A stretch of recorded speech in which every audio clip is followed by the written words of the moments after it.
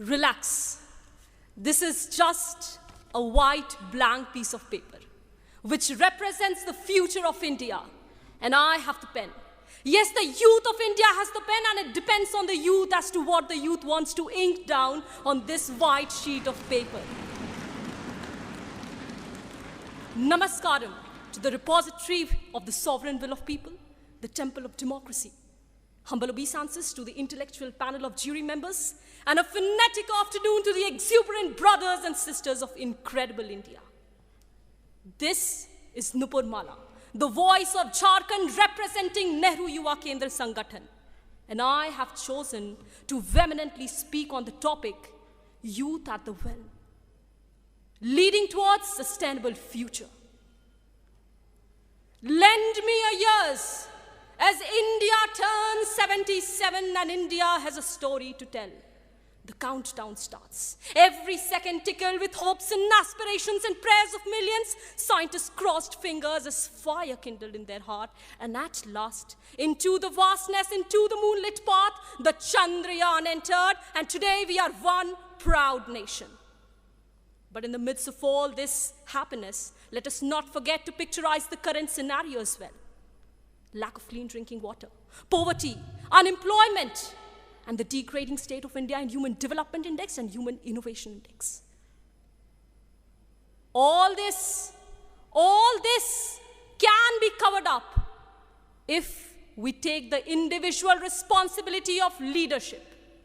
It's a sad reality that in spite of all the missions that we have, in spite of all the policies that we have, even now, in the eastern Singhbhum, 10 kilometers away from Jamshedpur, there lies the contaminated Gudra River.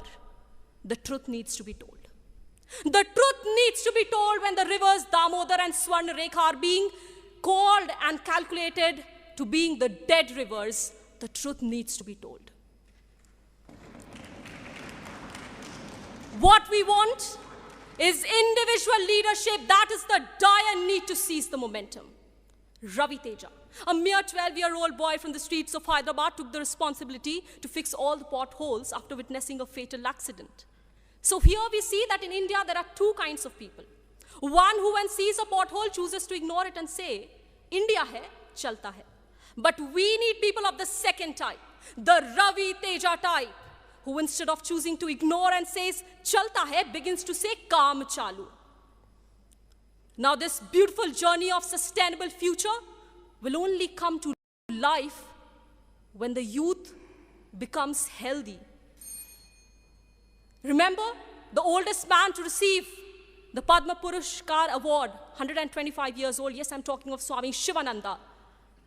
He didn't use any anti-aging creams.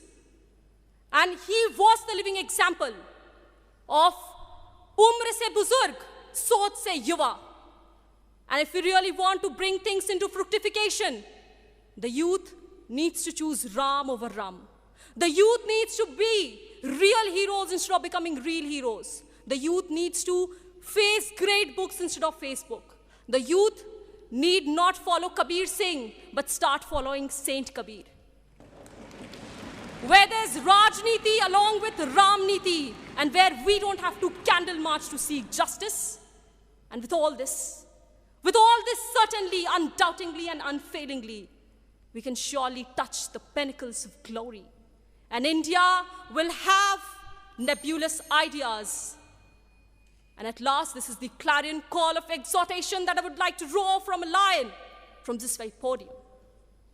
मैं घर घर में इनकलाब की आग लगाने आया हूँ. मैं घर घर में इनकलाब की आग लगाने आया हूँ. भारत के राम जागो, मैं तुम्हें जगाने आया हूँ. मैं तुम्हें जगाने आया हूँ. Thank you very much. स्वराष्ट्र जिंदाबाद.